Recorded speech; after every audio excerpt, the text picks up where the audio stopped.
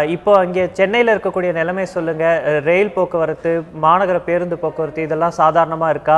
நேற்றைய தினம் இதெல்லாம் நின்னு போச்சுன்னு நம்ம பார்க்கிறோம். பள்ளி, கல்லூரிகள் இயங்குதா? அதுக்கப்புறம் அலுவலகங்களுக்கு செல்பவர்களுடைய பாதிப்பு இல்லாம எல்லாம் நடந்துட்டு இருக்கா? இதை பத்தி உங்களுடைய பதிவுகள்.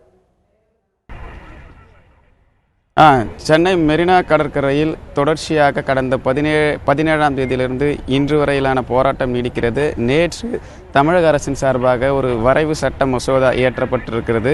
இந்த சட்டமானது முழுமையாக ஜல்லிக்கட்டுக்கு இனி வருங்காலங்களில் தடை விதிக்கக்கூடாது என்ற இந்த சட்டத்தினை இங்கு இருக்கக்கூடிய போராட்டக்காரர்களுக்கு விலக்குவதற்கான ஒரு பர்சன் இல்லை அப்படின்னு சொல்லிட்டு இங்கே பல்வேறு போராட்டங்கள் தொடர்ந்து நடைபெற்றது. இதனால் காவல்துறையிடமும் இந்த மாணவர்களிடமும் பொதுமக்களிடமும் பெரு தள்ளுமுள்ளு ஏற்பட்ட நிலையில் நேற்று மாலை இவர்களுடைய போராட்டம் வாபஸ் பெற்றிருக்கிறது. அதற்கு இடையில் ஒரு சில அமைப்புகளால் பல்வேறு இடங்களில் பல்வேறு பிரச்சனைகள் ஏற்பட்டது. வாகனங்கள் கொளுத்தப்பட்டது, காவல்துறை வாகனங்கள். அது மட்டும் இல்லாமல் காவல் நிலையம் கொளுத்தப்பட்டிருந்தது. இந்த நிலையில் சென்னை மெரினா கடற்கரை சுற்றுவட்டார பகுதிகளில் இந்த போராட்டக்காரர்கள் தொடர்ந்து வராத வண்ணம் இருக்க பல்வேறு இடங்களில் தடுப்பு ஏற்படுத்தியிருக்கிறது. அதாவது இந்த பகுதிகளில் பிளாக் செய்யப்பட்டிருக்கிறது. இதனைத் தொடர்ந்து இந்த மெரினா கடற்கரை காமராஜர் சாலையில் போக்குவரத்து நிறுத்தம் செய்யப்பட்டிருக்கிறது. தற்பொழுது வரை ஒரு 100க்கும் மேற்பட்டோர் மற்றும் இந்த பகுதியில் தொடர்ச்சியாக தங்களுடைய போராட்டத்தை நிறுத்தி வருகின்றனர். இவர்கள் மாணவர்களுக்கும் இவர்களுக்கும் எந்த தொடர்பும் இல்லை என்று மாணவர் தரப்பில் தெரிவிக்கப்பட்டுள்ளது. பல்வேறு அமைப்புகள் இந்த போராட்டத்தில் ஈடுபட்டதாகவும் அந்த அமைப்புக்கு சார்ந்தவர்கள்தான் அவர்களுடைய பிரச்சனையை முன்னிறுத்தி தனிப்பட்ட பிரச்சனைகள் போராடி வெற்றி பெறாத முடியாத அமைப்புகள் தொடர்ச்சியாக இந்த பகுதியில் தற்பொழுது வரையிலான ஒரு போராட்டத்தை முன்னிறுத்தி வருகின்றன. இவர்களுக்கு இந்த உணவு பார்த்திங்கன்னா கட்டுமரம் மூலமாகவும் போட் மூலமாக வழங்கப்படுகிறது. குடிநீர் உள்ளிட்ட பகுதிகள் இதை யார் செய்கிறா என்ற ஒரு கேள்விக்குறி எழுது. அது மட்டும் இல்லாமல் இந்த பகுதியில் ஏற்பட்ட ஒரு மிகப்பெரிய எழுச்சி போராட்டம் அமைதியான முறையில் அதே மாதிரி கண்ணியத்தோடு நடைபெற்றது. பெண்களுக்கான ஒரு பாதுகாப்பு உறுதி செய்யப்பட்டிருந்தது. இந்த போராட்டத்தில் முக்கியமாக குறிப்பிட வேண்டிய என்னவென்றால் அரசியல் கட்சி தலையீடு எங்களுக்கு தேவையில்லை, உங்களது ஆதரவும் தேவையில்லை என்ற ஒரு மிகப்பெரிய விஷயத்தை முன்னிறுத்தி ஒரு எழுச்சியான போராட்டத்தை நம்ம பார்க்க முடிந்தது. இதனால் அரசியல் சம்பந்தமான ஒரு பின்விளைவுகளில் தான் இந்த ஒரு பல்வேறு பிரச்சனைக்கு காரணம் என்று இன்னொரு கருத்தும் வெளிவருகிறது. அதேவது தங்களுடைய தேவைகள், அதாவது அரசியல் கட்சியினுடைய ஆதரவு தங்களுக்கு தேவையில்லை என்ற ஒரு கொள்கையை முன்னிறுத்தும் போது இதன் பின்புலத்தில் அரசியல் கட்சி இருக்கிறதா அல்லது பல்வேறு அமைப்புகள் இருக்கிறதா என்ற ஒரு மிகப்பெரிய கேள்வி இருக்குது. இதை யார் இது டிபெண்ட் பண்ணுறது என்ற ஒரு விஷயம் பல பேருடைய பல கருத்துக்கள் தொடர்ச்சி வந்த வண்ணம் இருக்கின்றன.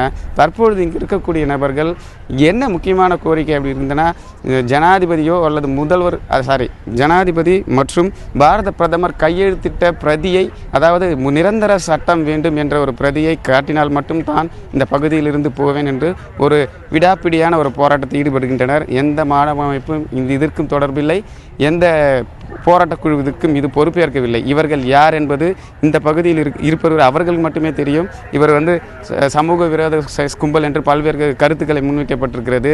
இவர்கள் எப்பொழுது செல்வார்கள் என்ற ஒரு சூழ்நிலை இங்கே ஒரு பதட்டமான சூழ்நிலை இருக்கிறது. இந்த பகுதியில் ஒரு 100க்கும் மேற்பட்டு இருக்கின்றன.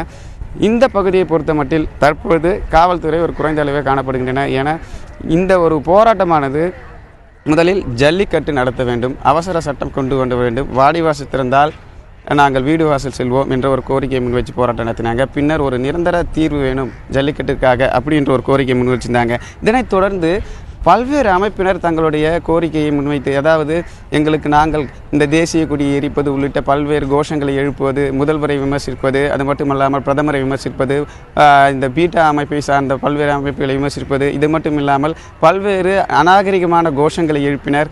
இதனைத் தொடர்ந்து குடியரசு தினத்தை நாங்கள் புறக்கணிப்போம், கருப்பு கொடி ஏற்றுவோம், அரைக்கம்பத்தில் தேசிய கொடியை பறக்க விடுவோம் என்ற ஒரு அவமதிப்பு செயல்களில் பல்வேறு அமைப்பினர் ஈடுபட்டிருந்தன. ஆனால் இந்த மாணவர்கள் பொறுத்த மட்டும் ஒரு ஒழுக்கமானவும் கண்ணியமாகவும் ஒரு போராட்டத்தை முன்னிறுத்தினர். இதனைத் தொடர்ந்து இந்த மாணவர்கள் முறையாக, அதாவது அந்த குழுவினர்களின் பேச்சுவார்த்தைக்கு பிறகு தாங்கள் கலைந்து செல்வதாகவும் அவர்களுடைய எதிர்காலத்தை ஒரு முன்னிறுத்தி தாங்கள் கலைந்து செல்லும்படி பல்வேறு அமைப்பினர் இங்கே வந்து அவர்களுக்கு வந்து வேண்டுகோள் விடுத்திருந்த நிலையில் அரிப்பரந்தாமன் நீதிபதி அவர்கள் தெளிவாக இந்த திட்ட வரைவு மசோதாவை பற்றி எடுத்துரைத்தார். அப்படி இருந்தும் இந்த போராட்டக்குழுவில் இருக்கக்கூடியவர்கள் ஏன் இந்த போராட்டத்தை விட்டு வெளியே வரமாட்டார்கள் ஏன் அப்படின்ற ஒரு கேள்வி எழுகிறது. இந்த போராட்டம் தற்பொழுது இளைஞர்கள் அது மாணவர்களாக உருவாக்கப்பட்ட அமைப்பை சேர்ந்தவர்கள் மட்டும் இருக்கிறார்களா, இல்லை பல்வேறு அமைப்பை சேர்ந்தவர்கள் வேண்டுமென்றே இந்த குடியரசு தினத்தின் நிகழ்ச்சியை கலைக்க வேண்டிய ஒரு சதி செயலில் ஈடுபடுகிறார்களா என்பது ஒரு மிகப்பெரிய கேள்வி. அதற்கான விடை அந்த மாணவ அமைப்பை மட்டுமே சொல்ல முடியும். இதற்கான பின்னணியில் இருந்து பல்வேறு அமைப்புகள் செயல்படுகிறதா என்பது ஒரு கேள்விக்குறியாக இருக்குது. அதே மாதிரி போக்குவரத்து அப்படின்னு பார்க்கும்போதுல நேற்று மாலை வரை இந்த போக்குவரத்தானது ஸ்தம்பித்தது. பல்வேறு இடங்களில் கடை எரிப்பு, அதே மாதிரி வாகன எரிப்பு, காவல்துறை வாகனம் ஒரு 30க்கும் மேற்பட்ட வாகனங்கள் எரிக்கப்பட்டிருக்கிறது. அதே போன்று காவல்துறை உயரதிகாரியின் வாகனமே, அதாவது டிசிபி இந்த நிலையில் இருக்கக்கூடிய ஒரு உயரதிகாரி வாகனமே கொளுத்தப்பட்டிருக்கிறது. பேருந்து கண்ணாடிகள் உடைக்கப்பட்டிருக்கிறது. பல்வேறு பகுதிகளில், அதாவது சென்னை முழுக்க ஒரு மிகப்பெரிய போக்குவரத்து நெரிசல் காணப்பட்டது நம்மளால் பார்க்க முடியும். அது மட்டும் இல்லாமல் மதுபான கடைகள் கூட கொளுத்தப்பட்டதை நம்மளால் பார்க்க முடிஞ்சது. பல்வேறு இடங்களில் தீ விபத்து ஏற்பட்டிருந்தது. ஒரு காவல் நிலையம் முன்பாக இருந்த வாகனங்களை வைத்து கொளுத்தப்பட்டிருக்கிறது. இது போன்ற அசம்பாவித சம்பவங்கள் தொடர்ச்சியாக நடைபெற்றிருக்கிறது. இந்த போராட்டக் குழுவில் இது போன்ற இருக்கக்கூடிய இந்த பகுதியில் நடந்திருந்தால் இந்த மாணவர்கள் வந்து பொறுப்பேற்றிருக்கலாம். இதனை தவிர்த்து இந்த போராட்டத்திற்கு வெளியே இருக்கக்கூடிய பொதுமக்கள் இந்த போராட்டத்தில் ஈடுபடும் போது இதில் அரசியல் கட்சி தலையீடு இருக்கிறதா, இல்லை அல்லது பல குழுக்கள் தலையீடு இருக்கிறதா என்பது ஒரு கேள்விக்குறியாக இருக்குது. இப்போ நீங்கள் சொன்ன மாதிரியே நேற்றைய தினம் வன்முறை கட்டவிழ்த்து விடப்பட்டதெல்லாம் நம்ம எல்லாருமே பார்த்தோம். ஆனால் இப்போ பெரிய கேள்வியே ட்ரிப்ளிகேன் தொடங்கி சேப்பாக் வரைக்கும் இந்த லைட் ஹவுஸ் வரைக்குமே இருக்கக்கூடிய பல பகுதிகளில் நிலைமை சீரடைஞ்சிருக்கா, அங்கே பேருந்து போக்குவரத்து மீண்டும் தொடங்கி இருக்கா, அங்கே இருக்கக்கூடிய சாலைகளுக்கு ஆக்சஸ் எப்படி இருக்குது, இப்போ அந்த வழியாக கல்லூரிகளுக்கோ இல்லை அங்கே இருக்கக்கூடிய பள்ளிகளுக்கோ இல்லை அலுவலர்களுக்கு செல்ல வேண்டியவங்களுக்கு இப்போ அந்த சாலை பயன்படுத்துறதுக்கு தயாராக இருக்கா? காலையில் இந்த பகுதியில் நாங்கள் வரும்பொழுது போக்குவரத்து சீராக இருந்தது. போக்குவரத்தில் எந்த விதமான பாதிப்பும் இல்லை.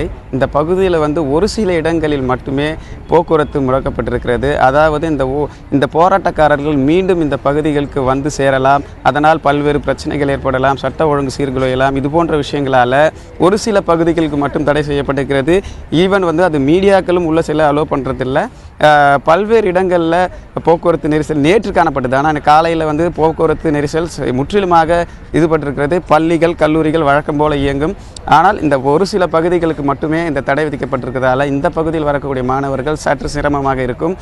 இதையும் தாண்டி இந்த பகுதியில் தற்போது நிலைமை சீரடைந்து வருகிறது. வருகின்ற இந்த குடியரசு தினக்கான ஒரு ஏற்பாடுகள் நடைபெற்று வருகிறது.